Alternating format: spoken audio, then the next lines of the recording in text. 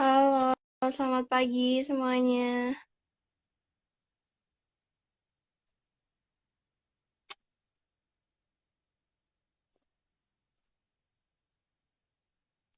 Wah, hai. Oke. Waduh, baru satu orang nih yang join. Ntar ya.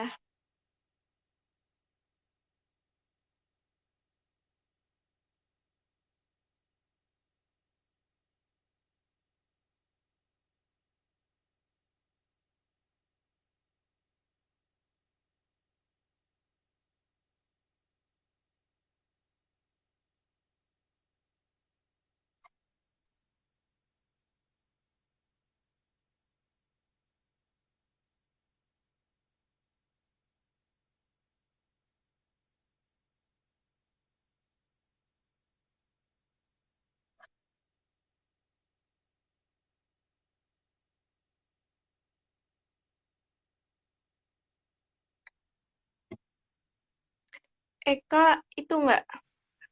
Oh, udah. Oke. Oke. Wah, baru satu orang doang nih. Oke. Mungkin sambil nunggu banyak yang join, aku pembukaan dulu kali ya. Oke, Assalamualaikum warahmatullahi wabarakatuh. Selamat pagi semuanya. Em, Balik lagi sama bedah jurusan dari anak sekolah. Kita kali ini pagi, kalau kemarin kan sore. Nah, gimana nih kalian udah pada baru bangun atau udah bangun dari tadi nih? Kayaknya nih weekend pada baru bangun ya sih. Oke, pasti udah sarapan terus nonton live-nya anak sekolah. Oke, masih dua orang. Ini pada belum bangun apa ya? Oke. Mungkin langsung em, sambil nunggu yang join juga. Hai, selamat pagi semuanya yang udah join. Jadi kali ini kita bakal bedah jurusan bareng Kak Eka Putri dari Politeknik Statistika STIS. Eh, Mungkin Kak Eka Putrinya bisa perkenalan dulu. Oke, Kak, terima kasih atas waktunya. Sebelumnya, apakah suaraku terdengar? Jelas? Terdengar jelas-jelas. Oke. Hai teman-teman, Assalamualaikum warahmatullahi wabarakatuh.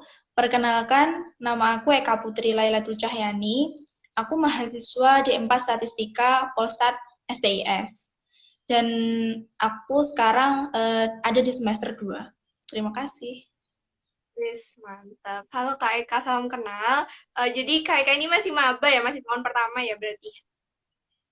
Iya, Kak. Oke, keren banget nih. Berarti belum pernah ke STIS dong? Belum, Belum pernah. karena masih COVID ini jadi belum pernah ke sana.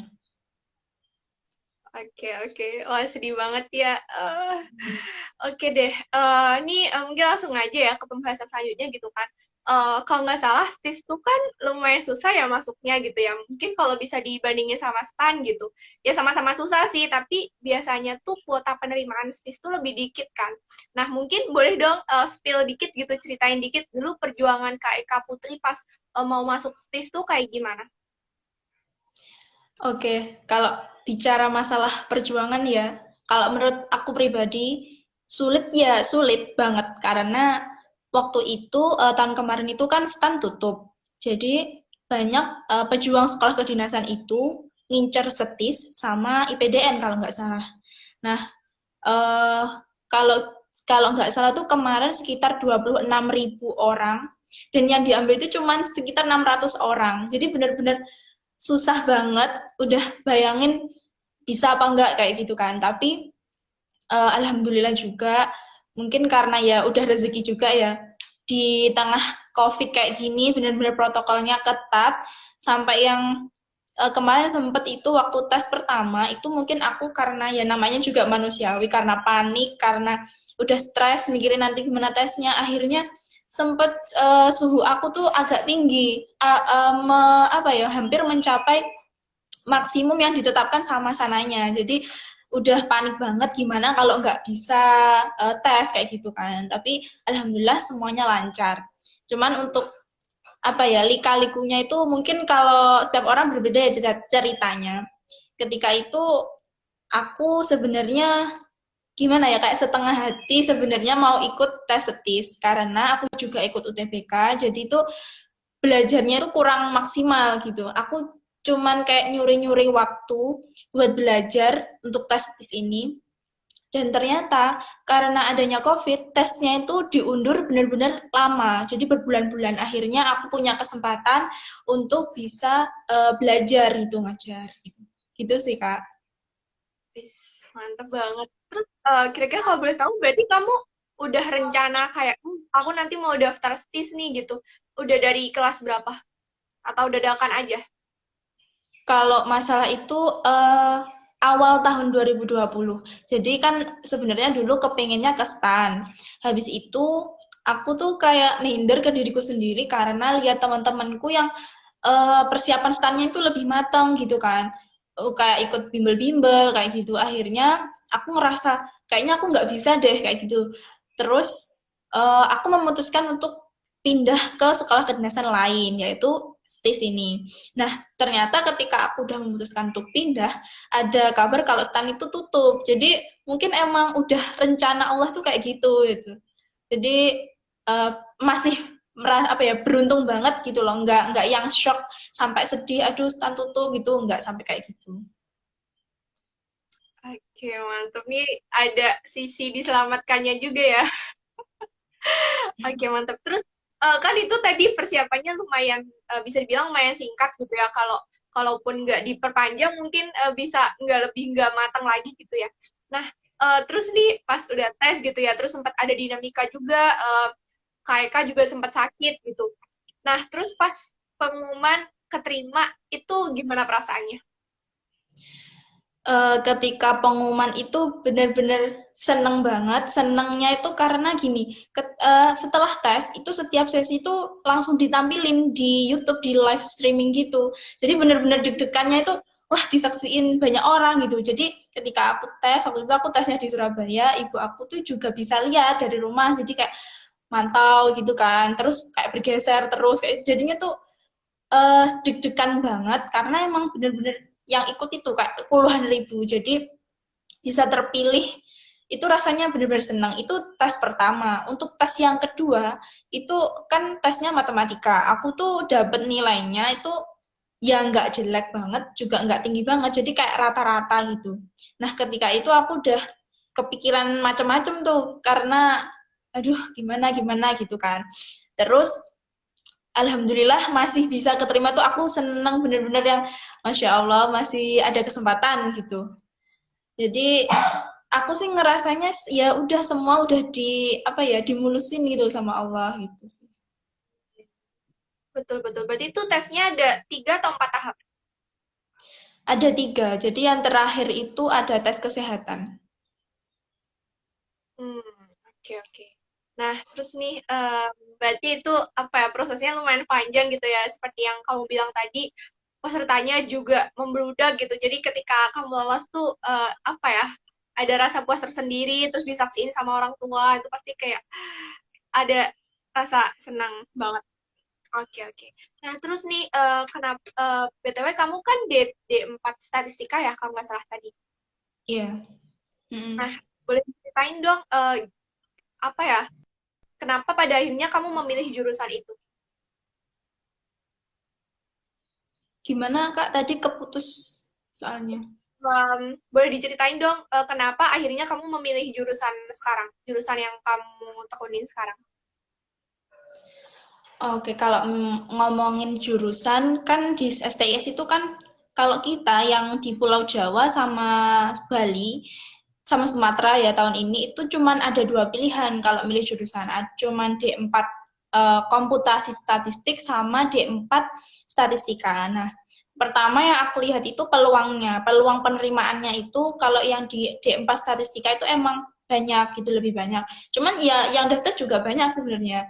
Terus kalau aku pikir-pikir gitu ya, kalau komputasi itu kan kayak hampir mirip kayak sistem informasi gitu. Dan aku kayaknya kurang ya nggak ada apa ya kayak kurang minat gitu. Akhirnya ya udah milih statistika, nggak ada pilihan lain gitu. Oke, mantep, mantep. Berarti karena kamu lebih condong ke statistika gitu ya, terus kamu juga nggak ada interest ke yang komputasi tadi. Nah, terus kalau komputasi, komputasi tadi kan lebih condong ke sistem informasi gitu. Nah, terus sejauh kamu belajar nih sampai semester 2 gitu, kalau di 4 statistika sendiri belajar apa aja sih? Basically kalau statistika itu tetap matematika. Jadi benar-benar eh, data dan matematika. Jadi kita nggak jauh-jauh dari data, kita ngolah data, analisis data, visualisasi data kayak gitu. Nah, untuk melakukan semua itu diperlukan ukuran-ukuran matematika. Jadi kita setiap apa ya, matkul-matkul yang mungkin sebenarnya baru buat kita asing itu tetap ada di dalamnya, itu pasti matematika gitu sih. Intinya itu. Karena kemarin juga yang semester 1 itu matkulnya tuh kebanyakan mata kuliah, pelajarannya itu pelajaran SMA yang sebenarnya udah kita pelajarin tapi lebih dikembangin aja kayak gitu sih. Untuk yang semester 2 ini baru kayak ada lebih bervariasi lagi kayak gitu.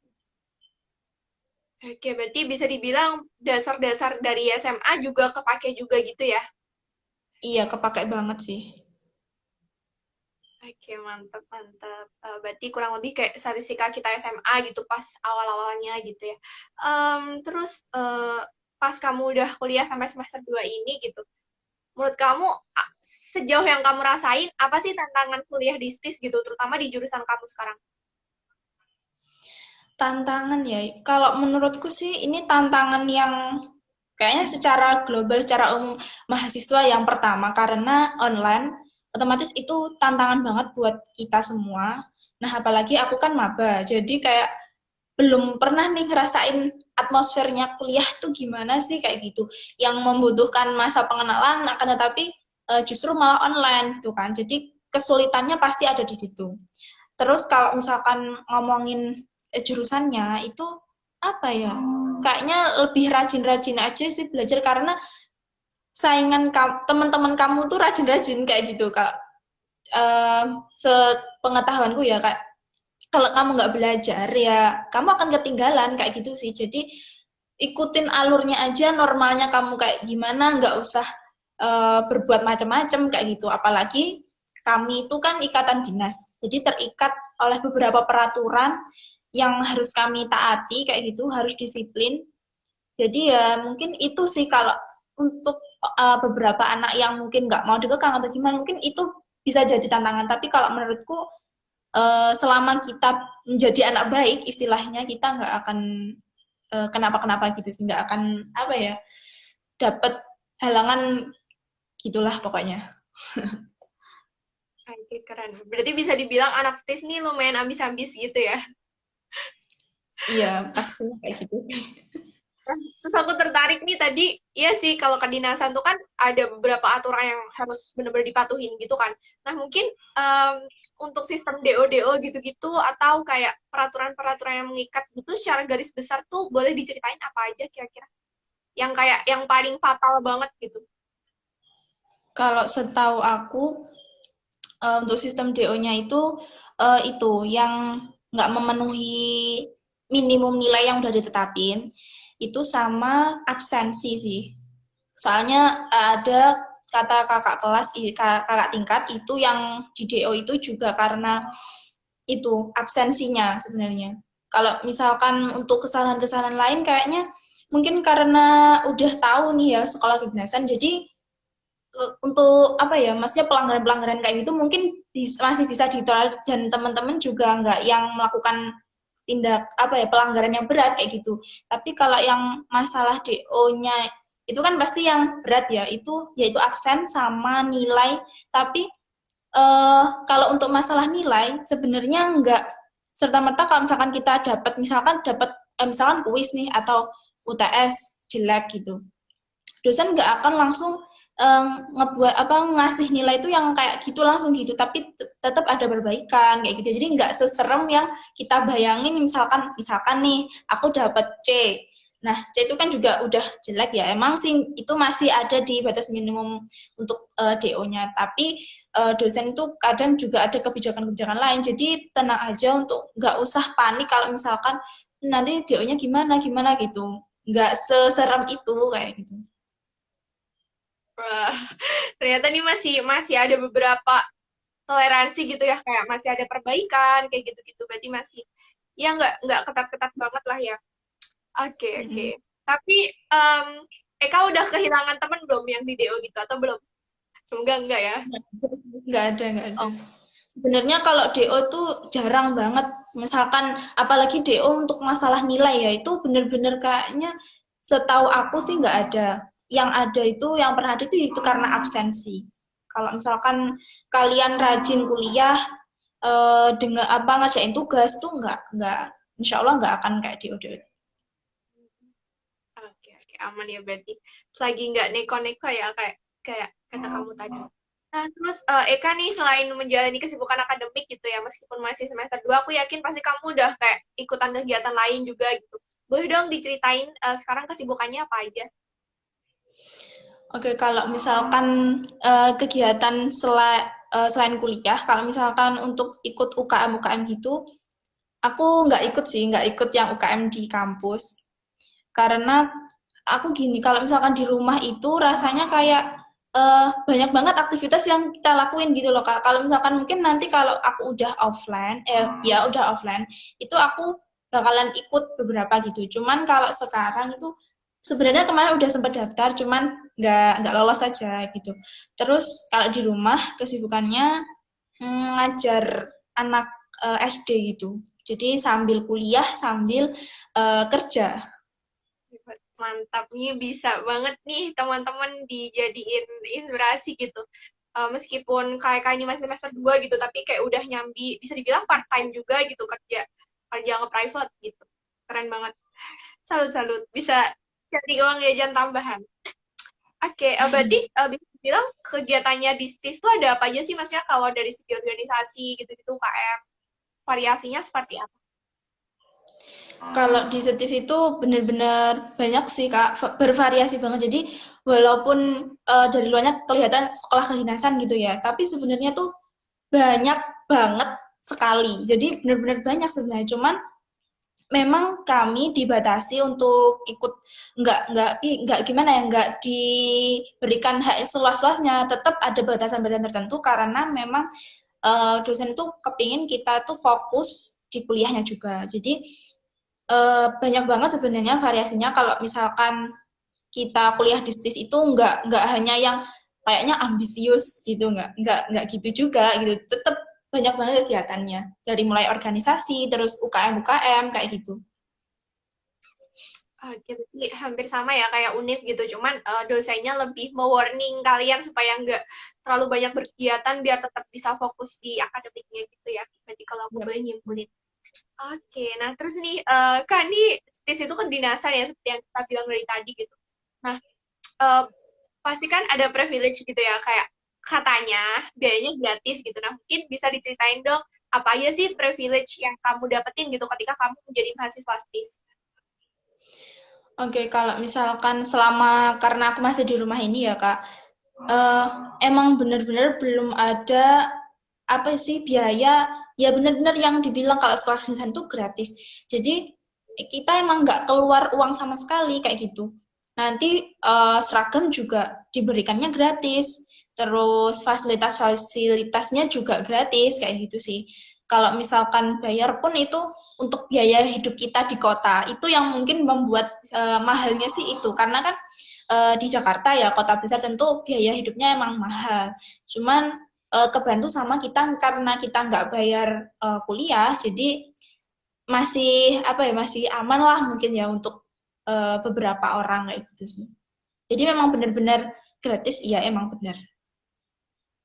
Oke, berarti selain selain biaya sekolah gratis gitu, masih ada uang saku gitu nggak sih? Atau enggak?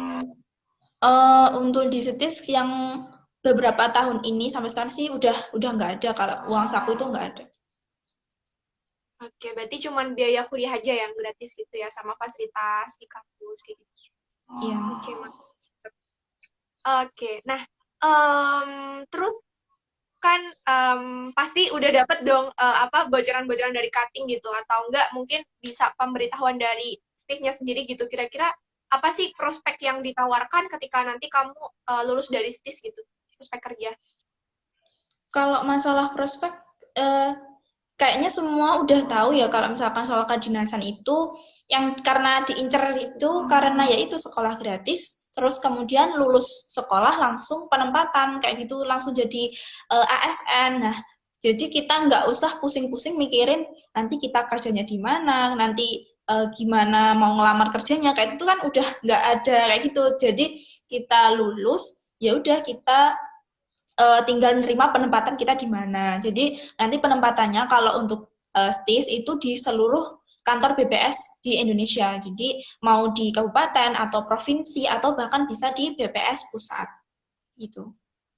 Oke, oke. Nah, itu untuk penempatannya gitu, kita bisa milih atau ditentuin dari nilai kelulusan atau gimana proses penentuannya? Oke, kalau setahu aku itu ada rankingnya. Pertama itu ada rankingnya dulu, dan itu tergantung kebutuhan setiap tahunnya. Kalau misalkan kemarin itu sekitar berapa ya? Pokoknya nggak ada 100, kalau nggak salah 50-an gitu, itu diambil ke BPS Pusat, jadi di Jakartanya. Kalau misalkan, tapi aku juga dengar kalau misalkan bisa kita ngajuin di misalkan mau ke daerahnya sendiri kalau misal masih buka gitu boleh juga bisa apa ya ada haknya gitu loh milih dia ditempatin di BPS pusat tapi dia juga berhak misalkan milih di mana gitu boleh tapi kalau misalkan di luar perankingan itu biasanya sih sesuai sama pusatnya kalau nempatin kita jadi kita istilahnya ya terserah sama sananya gitu. Kita terima hasilnya. Oke, berarti grade kalian tuh juga nentuin penempatan gitu ya. Jadi sekarang lebih baik kalau bisa ambil ambil saja biar biar nanti pas penempatan bisa milih juga gitu ya. Oke, Iya. mantep. Jadi sekalian ada yang nanya juga nih. Tadi kan kita sempat bahas ya kan em, Kak Eka tadi tuh di D4 statistika gitu dan mayoritas ya pelajarannya statistika statistika gitu. Tapi apakah ada gitu matkul lain yang mungkin nggak hitung-hitungan gitu? Kalau matkulannya nggak hitung-hitungan ya mungkin yang matkul apa ya yang wajibnya kayak misalkan bahasa Indonesia itu tetap ada kan matkul wajib kemudian bahasa Inggris agama PPKN kayak gitu terus kalau misalkan yang pendukungnya kayak eh apa ya pengantar demografi itu kan kita mempelajari tentang penduduk ya mungkin kayak lebih banyak apa sih teorinya kayak gitu tapi tetap aja nanti pada akhirnya tetap ada hitung-hitungannya tapi lebih mudah aja gitu cuma kayak tambah kali kayak gitu sih yang mungkin nggak seribet kayak misalkan kalkulus kalau mata kuliah kalkulus itu kan bener-bener yang integral terus turunan gitu kan mungkin yang membuat pusing tuh yang itunya gitu tapi kalau misalkan yang lain ada juga pengantar ekonomi itu ada nanti juga ada psikologi kayak gitu sih banyak kok nggak hanya terpaku pada hitung-hitungan yang sulit kayak gitu. Oke, berarti cukup bervariasi juga gitu ya. Nah, terus tadi kan kayak sempat apa ya, mungkin kalau dari segi statistikanya tuh lumayan bikin mumet gitu. Nah, sejauh ini Kak Eka sempat nggak sih pernah burn out gitu nggak sih? Atau kayak, wah udah jenuh banget gitu sama kuliah gitu. Pernah nggak? Saking susahnya gitu. Atau santai-santai aja? Alhamdulillah sih nggak pernah ya kak. Pernah apa ya ketika itu pernah ada tugas dari dosen itu yang benar-benar banyak banget dan apa ya kalau di rumah itu kan kita mau ngerjain tuh kadang terhalang aktivitas lain atau apa kayak gitu kan ada aja gitu jadi ketika mau ngerjain tuh ke waktu sih sebenarnya jadi sempat aku sampai begadang sampai hampir pagi kayak gitu sih cuman kalau untuk sampai kepengen aduh kak capek gitu sih belum pernah kayak gitu dan semoga nggak pernah kayak gitu biar kalau misalkan sampai ada rasa kayak gitu kan nanti kita nggak enjoy ngelakuin kuliahnya jadi terpaksa terus kayak gitu kan. Betul, betul. Berarti yang pertama harus enjoy gitu ya, apapun di tangannya. Soalnya masuknya juga susah gitu kan, sayang kalau misal nggak di apa ya, nggak diseriusin gitu. Keren, keren, mantap, semangat. Oke, nah mungkin nih tinggal teman-teman kalau mungkin ada pertanyaan boleh banget langsung komen. Mungkin ini sih kan pasti ini banyak banget gitu ya yang mengidamkan masuk STIS gitu. Boleh share dong Kak gitu tips masuk STIS-nya seperti apa? Apa ya tipsnya? Soalnya gini, kalau misalkan pada dasarnya semua tes itu sebenarnya sama lah kalau menurutku ya Kak.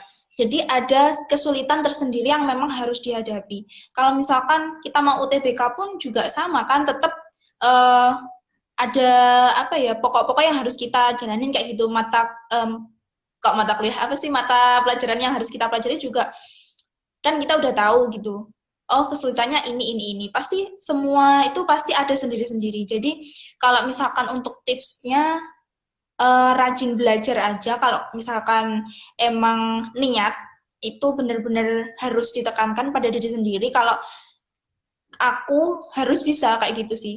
Aku nggak boleh, kalau misalkan kalian ada pemacunya terutama, itu lebih baik kalau misalkan aku nggak mau kalau misalkan nanti kalau aku gagal pasti bukan hanya aku yang akan kecewa tapi juga orang tuaku gitu. Jadi uh, lebih ke diri sendiri aja. Kalau aku tipikal orang yang gini, orang tuaku tuh sebenarnya nggak maksa tapi mereka emang cuma mendukung, cuman walau mereka nggak bilang pun aku tahu mereka tuh berharap besar gitu loh.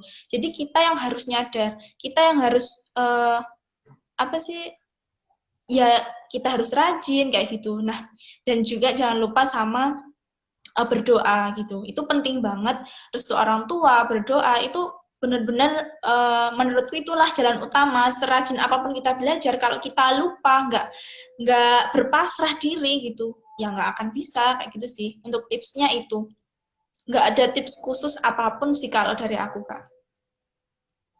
Oke, keren banget nih, sangat menginspirasi gitu ya. Emang sih di masa-masa berjuang kayak gini tuh pasti kan ada naik turunnya gitu ya. Dan mungkin yang bisa jadi bahan apa ya, refleksi itu salah satunya orang tua gitu. Salut banget sama Kak Eka nih. Oke, nah mungkin teman-teman nih juga ada yang kepo gitu ya. Kira-kira pas masa-masa belajar masuk STIS gitu, gimana sih metode belajarnya Kak Eka gitu? Apakah harian soal atau sehari belajar berapa jam gitu-gitu? Kalau aku sih nggak pernah memaksakan diriku sendiri. Kalau misalkan aku capek, aku berhenti itu. Aku nggak mau yang memforsir diriku sendiri untuk capek karena justru nanti akan berakibat ke badan kita kan, kayak sakit dan sebagainya. Dan aku tipe orang yang sebenarnya tuh nggak pintar matematika. Sebenarnya mungkin ya itu beruntung karena ya faktor keberuntungan juga. Jadi uh, sedikit cerita kemarin itu kan aku SMA itu jurusan IPA, tapi aku suka tuh hafalan. Jadi kemarin aku nggak lolos SNMPTN, terus aku UTBK itu ambil hukum. Jadi benar-benar melenceng dan tapi alhamdulillah sebenarnya aku juga lolos. Kemarin udah sempat kuliah 1 minggu di univ yang pertama, tapi aku terus memutuskan untuk lanjut di sini. Nah, untuk masalah cara bagi belajarnya gimana? Kalau aku, karena SKD itu kan ada 3 subtes. Nah, yang tes pertama, yang untuk subtes pertama yang TWK itu berhubungan dengan Pancasila, tentang Indonesia, tentang PPKN kayak gitu kan. Dan karena itu passion aku di situ, aku emang seneng banget, suka banget belajar tentang itu. Jadi karena aku menguasai, aku belajar yang aku kuasai dulu pertama. Dan aku nggak yang melulu membaca, tapi aku lebih banyak latihan soal waktu itu. Kemudian aku lanjut ke materi yang lain, subtes yang lain. Nah, kalau misalkan metode belajarnya itu, aku tipe orang yang ngerjain soal, kalau misalkan nggak bisa, baru lihat buku. Soalnya nanti kalau nggak gitu, aku udah lupa. Jadi, aku ngerjain soalnya itu sambil, nanti kalau misalkan lupa, oh ini kayak gini. Ya udah, aku baru buka buku-buku, baca itu, browsing di internet, kayak gitu. Terus, aku juga lihat-lihat di YouTube, terutama di yang matematika, itu aku banyak banget ada referensi di YouTube yang benar-benar membantu banget itu penyelesaiannya soal-soal matematika beserta penyelesaiannya. Kemudian aku juga ikut tryout yang diadakan oleh beberapa kayak misalkan organisasi-organisasi yang didirikan sama anak STIS kayak gitu kan banyak banget tuh. Itu aku ikutan TO-TO-nya. Dan itu benar-benar sangat membantu sekali. Jadi bagi teman-teman yang memang niat dan udah daftar di STIS, itu ikutan TO-TO-nya aja. Itu benar-benar, kita emang nggak bisa menjamin, tapi bisalah dijadikan acuan atau istilahnya ya bisalah membantu nantinya, oh tipenya kayak gini ya, kayak gitu. Aku juga banyak-banyak dari situ. Dan untuk waktunya, kalau misalkan karena itu benar-benar berbarengan dengan UTBK, waktu itu kan UTBK juga diundur beberapa bulan. Jadi benar-benar hampir sama beriringan dengan tes yang STIS. Aku sih dulu itu belajar UTBK, tapi juga sambil nyicil yang SKD-nya. Karena tes pertamanya itu SKD, jadi aku menekankan yang SKD-nya dulu. Setelah itu aku tes UTBK, kemudian aku bisa lebih fokus lagi. Nah, kalau misalkan untuk yang matematika itu emang dari awal aku udah, kan aku pernah ikut bimbel nih, bimbel untuk UTBK, tapi itu aku nyuri-nyuri waktu sama tentorku. Aku suruh, aku minta tolong untuk apa ya, bantu aku nanti kalau nggak bisa ngerjain kayak gimana. Kan matematikanya kan sama ya, kayak masa pelajaran kayak gitu. Jadi aku emang cari-cari waktu yang emang benar-benar aku bisa dapat dua-duanya kayak gitu. Aku mau dapat semaksimal mungkin aku bisa. Aku bisa belajar UTBK tapi juga bisa belajar STIS gitu. Tapi kalau misalkan teman-teman nggak bimbel pun juga nggak apa-apa. Temanku juga ada yang maksudnya itu belajar sendiri gitu ya, tapi ya bisa kayak gitu. Pokoknya ada kemauan aja. Mantap nih, penjelasan yang sangat komprehensif gitu ya. Oke, jadi kalau mungkin aku boleh rangkum lagi gitu ya. Metode belajarnya Kak Eka pada saat berjuang masuk STIS itu yang pertama kayak ya udah belajar ngalir aja, nggak usah diforsir berlebihan gitu ya. Terus yang kedua juga kalau untuk Kak Eka pribadi gitu lebih belajar ke materi yang dikuasain dulu gitu, dimantepin dulu. Terus nggak lupa juga latihan soal gitu, karena kan belajar materi doang juga nggak cukup gitu. Kita juga butuh asesmen gitulah ibaratnya. Nah, terus baru kemudian belajar materi-materi yang susah gitu, yang perlu dieksplor lebih jauh.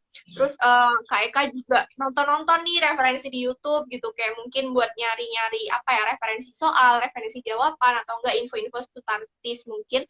Lalu ada juga apa sempat ini juga sih, apa bimbel, terus manfaatin kesempatan buat bareng sama tentor buat belajar UTBK sekaligus belajar masuk STIS gitu. Oke, keren banget. Em, terakhir sebelum kita penutupan, ini sebenarnya ini pengen bahas banyak, cuman waktunya terbatas gitu ya. Untuk terakhir, Kak Eka punya pesan nggak buat teman-teman yang lagi berjuang masuk kuliah sekarang, mungkin terkhusus pengen masuk STIS, ada pesan atau semangat? Oke, kalau misalkan bagi teman-teman yang memang eh, kepengen masuk bisnis, nggak ada jalan lain kecuali kalian belajar. Karena kalian nggak akan bisa ngandelin siapapun kecuali diri kalian sendiri. Dan nggak ada yang bisa nyemangatin kalian kalau nggak diri kalian sendiri. Jadi kalian nggak akan uh, bisa apa ya, mengandalkan orang lain, menunggu semangat dari orang lain yang mungkin uh, aku mau biar lebih semangat kayak gitu. Kalau kalian nggak mau merubah diri kalian sendiri ya nggak akan bisa kayak gitu. Belajar, kemudian berdoa, itu yang paling penting. Kalau kita nggak berpasrah, kita kalau misalkan kita cuman aku udah belajar tapi kok aku tetap gagal sih kayak gitu, pasti kita akan kecewa dan itu berlarut-larut. Kalau misalkan kita berserah sama Tuhan, kita nggak akan merasa sekecewa itu gitu. Jadi pesan aku, belajar yang rajin, berjuang, yang berjuang itu kamu, tapi hasilnya bukan hanya untuk kamu, tapi juga orang lain juga, misalkan orang tua kamu. Jadi jangan egois. Kalau maksudnya egois gimana? Kalian hanya mementingkan diri kalian sendiri. Kalau misalkan kadang kan ada juga yang males tuh, kalau misalkan udah apa sih, misalkan orang tuanya yang mau, nah kalian setengah hati yaitu.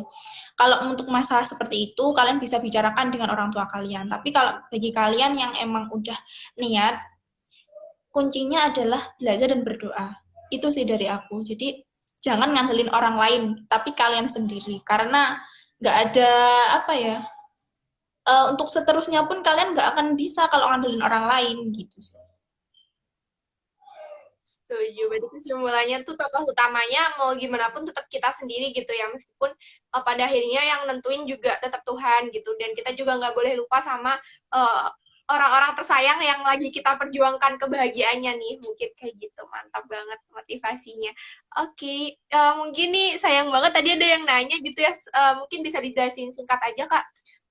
Bedanya S1 statistika sama D4 statistika tuh apa? Kalau misalkan perbedaan secara apa ya mendasarnya mungkin itu sih kalau D4 kalau itu kan kita sudah disiapkan untuk bisa kerja. Ibarat sama SMK itu kan sebenarnya sederajat ya. Tapi kalau SMK itu setelah lulus dia udah untuk bekerja gitu. Kalau SMA kan kita harus kuliah dulu, kursus dulu gitu. Sama dengan D4 dan juga S1. Kalau misalkan di D4 itu kita udah kayak praktek-prakteknya itu lebih banyak kayak gitu sih. Prakteknya lebih banyak daripada teorinya karena memang kita udah disiapkan untuk kerja. Tapi kalau untuk tingkatannya itu setara kayak gitu sih. Oke, jadi tingkatannya setara, tapi dari segi proporsi perkuliahannya itu berbeda ya. Kalau misalnya D4 itu mungkin lebih ke mayoritas itu praktek, tapi kalau yang S1 lebih ke apa namanya teori seperti itu.